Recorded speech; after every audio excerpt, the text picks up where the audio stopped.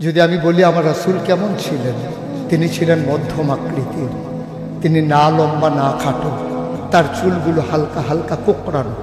তিনি কখনো বা যখন চুলের ভিতরে তৈল দিয়ে আছড়াতেন, অবাক বিস্ময়ে মানুষ তাকিয়ে দেখতেন, মনে হতো চুলের মাঝে যেন মৃদুমন্দ ঢেউ দেখা যায়।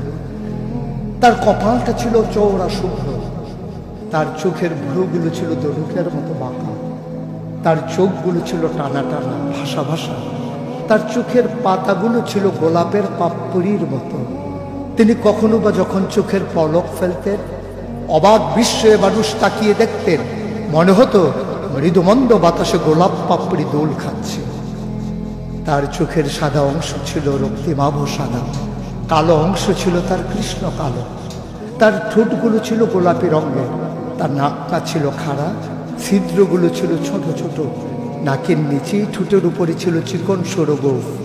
তিনি কখনো বা যখন মুচকি হাসতেন, তার গোলাপি রঙের ঠোঁট দুটো যখন একটু ফাঁক হয়ে যেত আর দাঁতগুলো যখন বের হয়ে যেত, মানুষ অবাক বিস্ময়ে খুঁজত কোথাও যেন বিজলি চমকিয়েছে।